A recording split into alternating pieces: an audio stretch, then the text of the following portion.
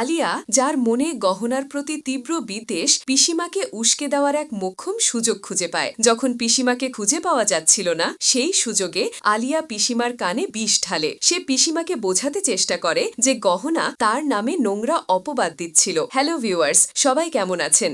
আজকে আপনাদের জন্য নিয়ে আসলাম গহনা, এক গ্রাম্য মেয়ের কাহিনী, ধারাবাহিক নাটকের খুব সুন্দর একটি এক্সপ্লেনেশন। যারা এখনো আমার চ্যানেলটি সাবস্ক্রাইব করেননি, প্লিজ চ্যানেলটি সাবস্ক্রাইব করে বেল আইকন অন করে দিন পরবর্তী ভিডিও দেখার জন্য। গল্পের শুরুতেই এক রোমহর্ষক দৃশ্যের অবতারণা হয়, যেখানে পিসিমাকে ঘুমের ইনজেকশন দিয়ে গোডাউনে আটকে রাখা হয়। রাতের নিস্তব্ধতা ভেদ করে এক রহস্যময় ছায়া মূর্তি প্রবেশ করে আয়ুষ্মানের ঘরে, যে দেখতে হুবহু আয়ুষ্মানের মতো। এই নকল আয়ুষ্মানের আগমন গল্পের মোড় কোন দিকে নিয়ে যায়, সেই কৌতূহল জাগিয়ে তোলে পাঠকের মনে। আলিয়া গহনার বিরুদ্ধে মিথ্যে অভিযোগ করে, বলে যে গহনা নাকি তাকে নেকড়ে মানব বলে আখ্যায়িত করেছে এবং সবাইকে এটাই বোঝাতে চেয়েছে যে আলিয়া আসলে পরিবারের ক্ষতি করতে চাইছে। সে আরও বলে যে গহনা কুকুরকে ডেকে বলেছিল পিসিমা নাকি নকল নেকড়ে মানব এবং পরিবারের ক্ষতি করতে চাইছিলেন। আলিয়ার এই উদ্দেশ্য প্রণোদিত কথাগুলো পিসিমার মনে গভীর প্রভাব ফেলে। এই কথাগুলো শুনে পিসিমা প্রচণ্ড রেগে যান গহনার ওপর। তার চোখে মুখে স্পষ্ট বিরক্তি ফুটে ওঠে, যেন গহনার প্রতি তার বিতৃষ্ণা নতুন করে জন্মেছে এবং তা তীব্র আকার ধারণ করেছে। আলিয়ার চক্রান্ত সফল হয়। পিসিমা গহনার প্রতি আরও বেশি সন্দিহান হয়ে ওঠেন। এদিকে আলিয়ার কথা শুনে আয়ুষ্মানও রেগে যায়। আয়ুষ্মান আলিয়ার ওপর ক্ষোভ প্রকাশ করে বলে, তুমি আবার ঝামেলা করছো কেন? গহনা তো এমনি এমনি কথা বলেনি, তাই না? পিসিমাকে খুঁজে পাওয়া যাচ্ছিল না। আয়ুষ্মানের গলায় স্পষ্ট ক্ষোভ ছিল, কারণ সে বুঝতে পারছিল যে আলিয়া পরিস্থিতিকে আরও জটিল করে তুলছে এবং তাদের পারিবারিক শান্তি নষ্ট করতে চাইছে। আয়ুষ্মান আলিয়ার এই নেতিবাচক প্রভাব সম্পর্কে সচেতন ছিল এবং এর ফলে তার মনে বিরক্তি তৈরি হয়েছিল। ঠিক তখনই পিসিমা বলে ওঠেন, আয়ুষ্মান, বের হয়ে কথা বলা বন্ধ করো। এই মেয়ে আলিয়া কি বলতে পারে আর কি করতে পারে সেটা আমি খুব ভালো করে জানি। এই মেয়ের কাছ থেকে এটা ছাড়া কিছুই আশা করা যায় না। পিসিমার কথাগুলো যেন তীরের ফলার মতো বিঁধে যায় গহনার বুকে। পিসিমা প্রকারান্তরে আলিয়ার চরিত্রহীনতার কথা উল্লেখ করেন, যদিও তার রাগ আসলে ছিল গহনার ওপর, কারণ আলিয়ার কথায় তিনি প্রভাবিত হয়েছিলেন।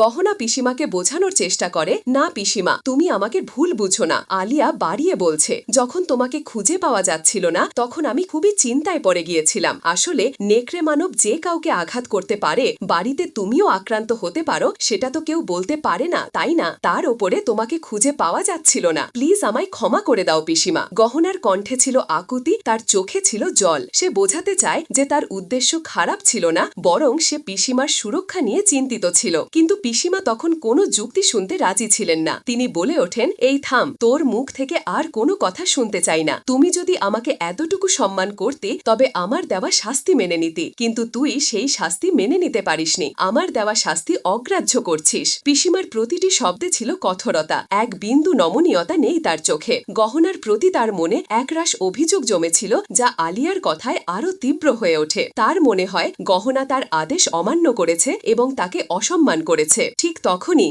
গহনা অত্যন্ত বিনয়ের সাথে বলে, আমায় ক্ষমা করবেন পিসিমা, আমি আবারও ডাক্তারবাবুর সঙ্গে নিজেকে বেঁধে নিচ্ছি। তাও আপনি আমার ওপর রাগ করবেন না। আপনি ডাক্তারবাবুর কাছ থেকে আপনার চিকিৎসা নিয়ে নিন। গহনা নিজের ভুল বুঝতে পেরে পিসিমার ক্রোধ শান্ত করতে মরিয়া হয়ে ওঠে। সে যে কোনো শাস্তি মেনে নিতে প্রস্তুত ছিল, কারণ পিসিমার রাগ তাকে ভীষণ কষ্ট দিচ্ছিল। তার মনে হচ্ছিল তার জন্যই পিসিমা কষ্ট পাচ্ছেন। কিন্তু পিসিমা তখন অনড়। তিনি বলেন, আমায় থাম, তোর মুখ থেকে আর কোনো কথা শুনতে চাই না। তুমি যদি আমাকে এতটুকু সম্মান করতি তবে আমার দেওয়া শাস্তি মেনে নিতি, কিন্তু তুই সেই শাস্তি মেনে নিতে পারিসনি। আমার দেওয়া শাস্তি অগ্রাহ্য করছিস। পিসিমার প্রত্যেকটি শব্দে ছিল কঠোরতা, এক বিন্দু নমনীয়তা নেই তার চোখে। গহনার প্রতি তার মনে একরাশ অভিযোগ জমেছিল, যা আলিয়ার কথায় আরও তীব্র হয়ে ওঠে। তার মনে হয় গহনা তার আদেশ অমান্য করেছে এবং তাকে অসম্মান করেছে। ঠিক তখনই গহনা অত্যন্ত বিনয়ের সাথে বলে, আমায় ক্ষমা করবেন পিসিমা, আমি আবারও ডাক্তারবাবুর সঙ্গে নিজেকে বেঁধে নিচ্ছি। তাও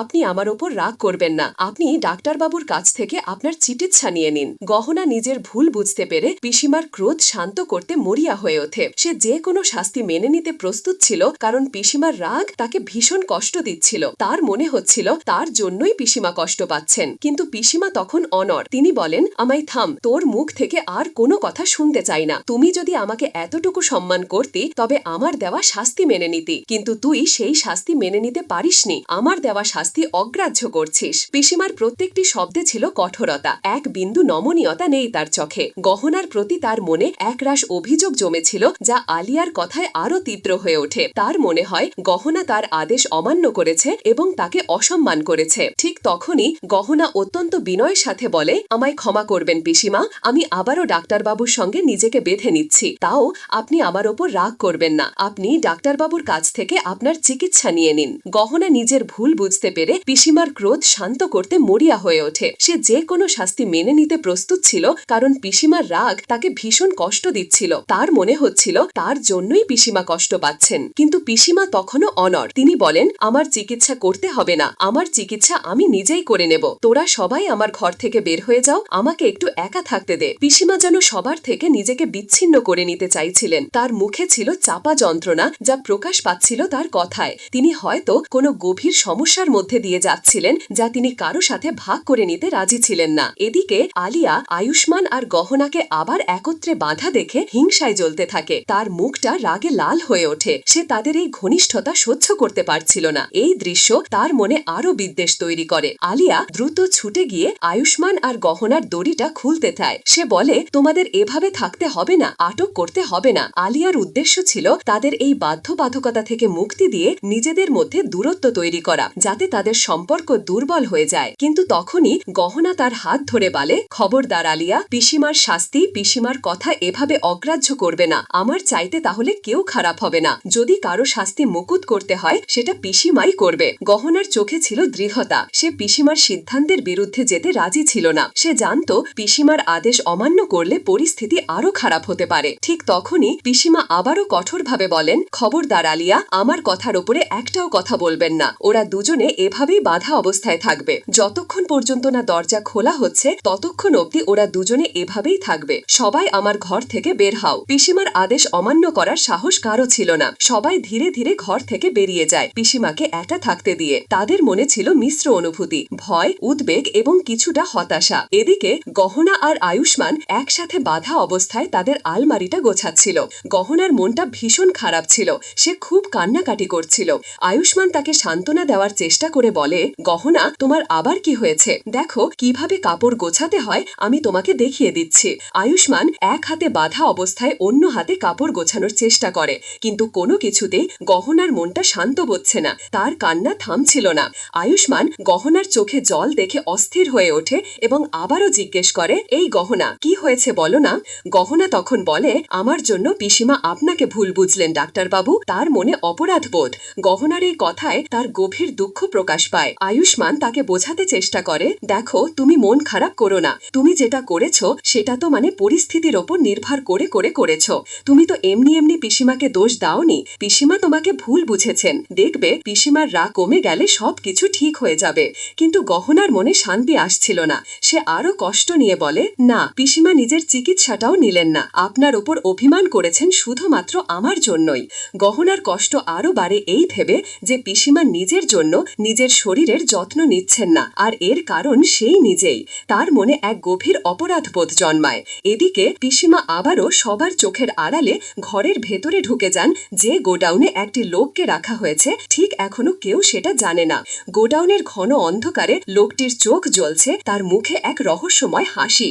এই দৃশ্য এক নতুন রহস্যের জন্ম দেয়, যা গল্পের মোড় ঘুরিয়ে দিতে পারে। এরপর পিসিমা সেই লোকটির কাছে গিয়ে বলতে থাকেন, আজকে তোমার জন্য আমার পরিবারকে আমায় মিথ্যে কথা বলতে হচ্ছে। আমার পরিবারকে আমায় এভাবে অপমান করতে হচ্ছে। আমার এসব সহ্য হচ্ছে না। এরকম ভাবে কতদিন চলবে, কতদিন? আর তখনই লোকটি পকেট থেকে একটি ইনজেকশন বের করে, যেটা দেখে ভয় পেয়ে যায় পিসিমা। পিসিমা আতঙ্কিত হয়ে বলেন, তুমি কি করতে চাইছো? লোকটির উদ্দেশ্য কি তা তিনি বুঝতে পারছিলেন না। পিসিমার মনে তখন আরো ভয় ঢুকে যায়। লোকটি পিসিমাকে কোনো উত্তর না দিয়ে তার দিকে এগিয়ে আসে। তার চোখের ঠান্ডা চাহনি পিসিমাকে আরো আতঙ্কিত করে তোলে। পিসিমা আবারও বলতে থাকেন, হ্যাঁ, তোমার জন্য আমি কি না করেছি। আজকে যদি আয়ুষ্মান জানতে পারে আমার মুখের দাগগুলো নকল দাগ, তাহলে আমার সম্মানটা টি থাকবে। ওরা আমাকে মিথ্যেবাদী ভাববে। তোমার জন্য আমি এত কিছু করছি, আমার এসব ভালো লাগছে না। পিসিমার গলায় ছিল আতঙ্ক, যেন তার সব গোপন কথা ফাঁস হয়ে যাওয়ার উপক্রম। লোকটি